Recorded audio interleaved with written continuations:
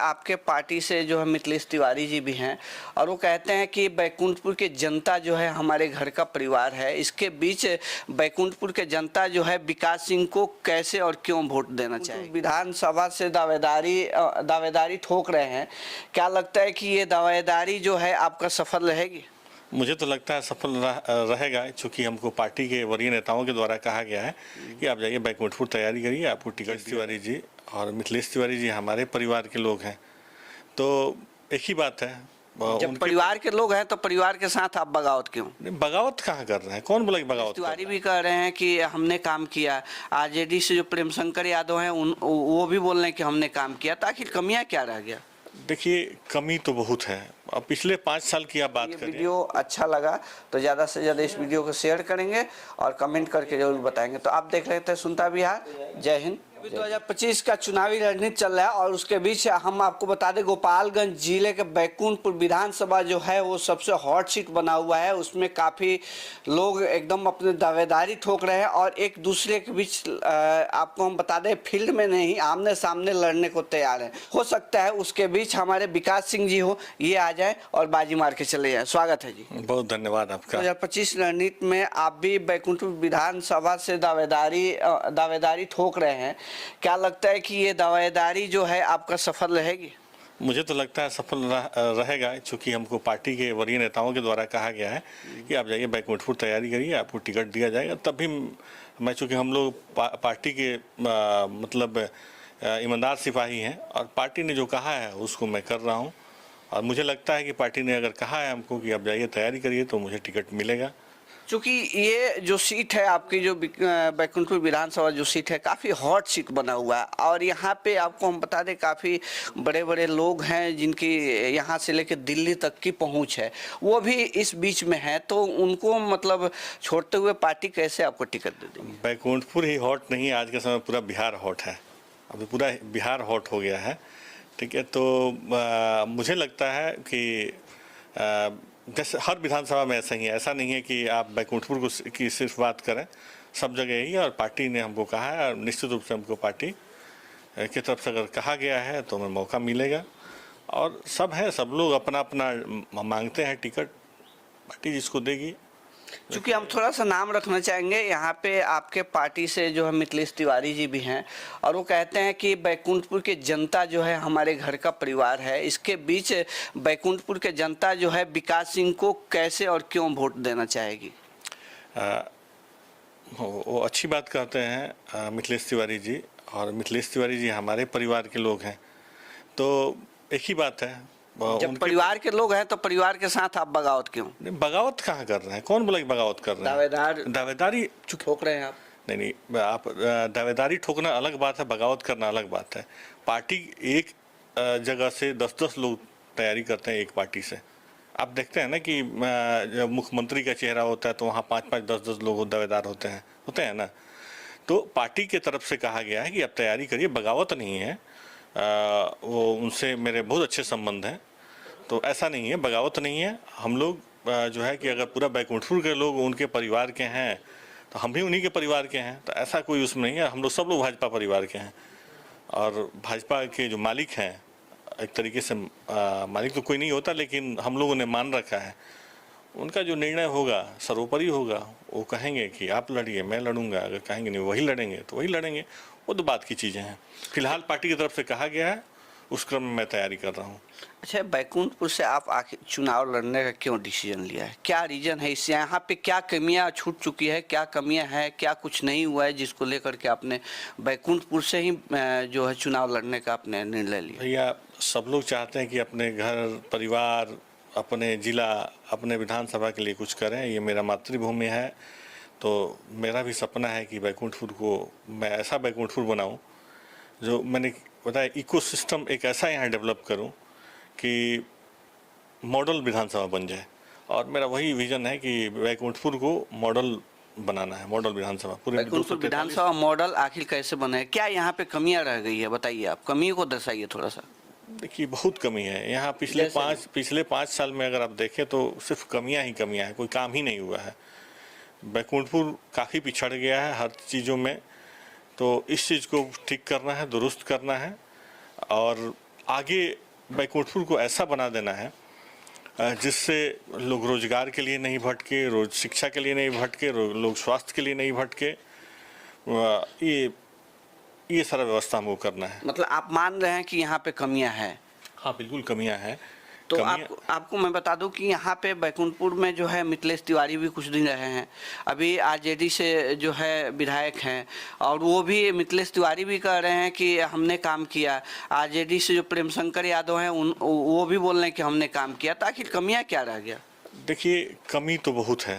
अब पिछले 5 साल की आप बात करें, उसके पिछले 5 साल जाएंगे, बहुत लंबा हो जाएगा, और मैं उन चीज़ों पे मैं नहीं जाना चाह रहा। बहुत काम हुए हैं, लेकिन पिछले 5 साल में वर्तमान विधायक बता दें कि कोई एक काम उन्होंने किया है, बस वो सिर्फ क्रेडिट लेने के अलावा कुछ किया नहीं है। कहते हैं सारण बांध मैंने बनवा दिया। भैया, सरकार हमारा यहाँ पे दिल्ली में पैसा मोदी जी का खर्च नीतीश जी कर रहे हैं, आपने कैसे बना दिया? लेकिन अगुवाई वही किए होंगे तभी तो। कैसे अगुवाई कर दी है? अगुवाई वो जीते हुए कैंडिडेट हैं। अगुवाई आपको मैं सच बात बताऊं, आपके माध्यम से मैं पूरे विधानसभा के लोगों को, जिले के लोगों को, सारण कमिश्नरी के लोगों को बता रहा हूँ, इस जो बना है सारण बांध सिर्फ और सिर्फ सारण के सांसद आदरणीय राजीव प्रताप रूढ़ी जी का देन है। चूँकि ये सारण बांध उनके क्षेत्र को भी जोड़ता है, तो उन्होंने उनके प्रयास से ये चीज़ें हुई हैं, और झूठ मूठा क्रेडिट कोई ले ले तो इसको मानने की बहुत ज़रूरत नहीं है। क्योंकि फैक्ट बात है कि उन्होंने उनका किया हुआ काम है, और जो कि क्रेडिट ले रहे हैं ये। एक्चुअली एक और सवाल होगा कि जब पार्टी टिकट देती है तो पार्टी का भी कुछ मैनिफेस्टो होता है, और गौहई क्षेत्र से अगर हम आते हैं तो हमारा गौहई क्षेत्र के लिए अपना भी कुछ मैनिफेस्टो होता है। तो क्या आपका पर्सनल मैनिफेस्टो क्या होगा, जो मतलब बातों को लेकर के आप जनता के बीच जाएंगे और लोकल की आवाज़ें बनकर जाएंगे? लोकल की समस्या को किस किस समस्याओं पे आप अपना चुनाव लड़ेंगे? देखिए, मैंने शुरू में ही बताया कि सबसे मेजर समस्या अभी है कि लोगों को रोज़गार, और ये बड़ी आसान चीज़ है लोगों को रोज़गार देना, लेकिन हम लोग नहीं कर पा रहे हैं। हम अपने पर्सनल लेवल पे करते हैं चीज़ों को।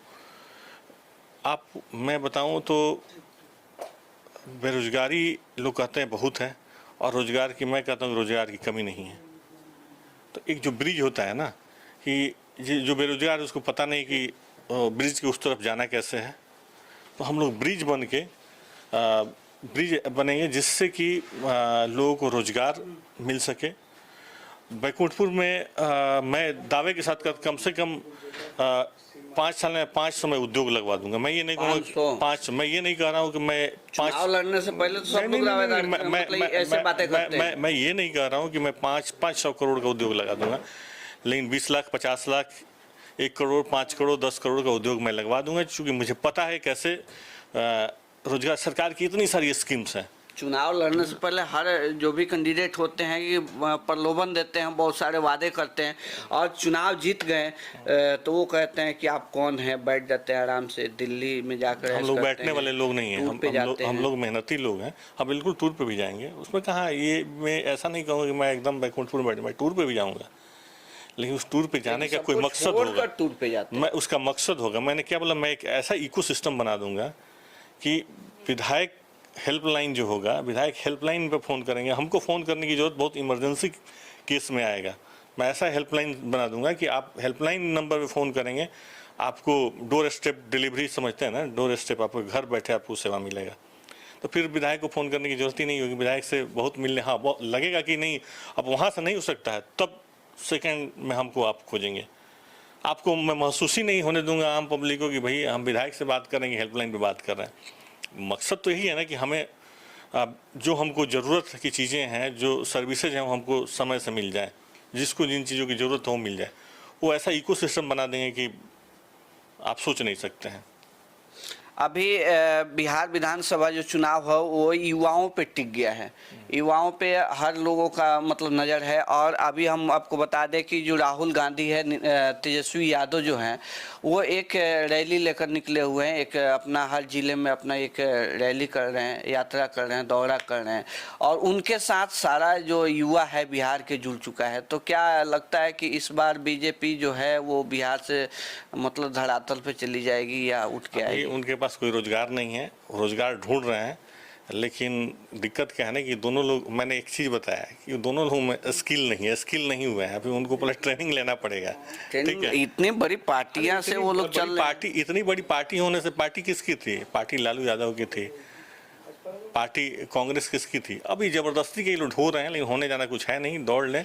उनको एक मुद्दा मिल गया है, चूँकि विकास का कुछ चीज़ें रुकी नहीं हैं बिहार में, हर सेक्टर में काम हुए हैं, तो अब यहाँ पे तो घेर नहीं सकते, तो उनको SIR एक मिल गया, उसको लेके दौड़ रहे हैं, कुछ मुद्दा बना रहे हैं, उससे कुछ पब्लिक है, सब जानती है, कितना भी दौड़ ले, कितना भी भाग ले, कुछ होना जाना है नहीं। एक और सवाल होता है कि बिहार में लोग तीसरा ऑप्शन को ढूंढ रहे थे काफ़ी दिनों से, काफ़ी सालों से, और तीसरा ऑप्शन बन के उभरे हैं प्रशांत किशोर, अपने पार्टी लेकर के आए। वो कह रहे हैं कि पूरे के पूरे, यानी कि बिहार की जितने भी सीटें हैं वो हम लेकर आएंगे और बाकी पार्टियां जो है वो फुस टाइट है, फुस हो जाएगी। कोई नहीं कह रहा है तीसरा ऑप्शन, वो खुद कह रहे हैं कि तीसरा ऑप्शन बिहार की जनता ढूंढ रही है, ऐसा है नहीं।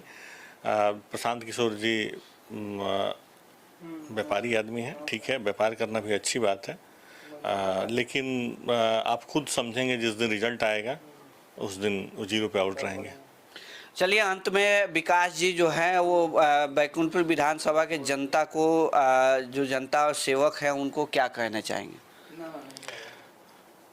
बस मैं यही कहूँगा कि पार्टी की तरफ से अगर हमें मौका मिलता है तो आप हमें जो है कि वोट करिएगा, और निश्चित रूप से मॉडल बैकुंठपुर बनेगा। 243 विधानसभा में लोग देखने आएंगे कि बैकुंठपुर में क्या हो रहा है, ये मैं दावे के साथ कहता हूँ। ये निश्चित रूप से होगा कि 242 विधानसभा के जो लोग होंगे बैकुंठपुर को देखने आएंगे, बैकुंठपुर में आखिर इतना सिस्टमेटिक कैसे चल रहा है, इतना अच्छा काम कैसे हो रहा है। जी, चलिए, तो हमारे साथ थे अभी ये विकास सिंह जी, जो बैकुंठपुर विधानसभा से दावेदार प्रत्याशी है। और आपको हम बता दें कि विकास सिंह जो है वो ऑलरेडी एक स्किल से जुड़े हुए हैं, और मुझे भी लगता है कहीं ना कहीं अगर इनको पार्टी टिकट देती है और ये अगर जीत के आते हैं तो कहीं ना कहीं युवाओं में स्किल डेवलपमेंट का जो है, इनका जो कार्य होगा वो जोरों शोर से होगा, चूँकि ये ऑलरेडी स्किल डेवलपमेंट से जुड़े हुए हैं। तो ये वीडियो अच्छा लगा तो ज़्यादा से ज़्यादा इस वीडियो को शेयर करेंगे और कमेंट करके जरूर बताएंगे। तो आप देख रहे थे सुनता बिहार। जय हिंद, जय बिहार।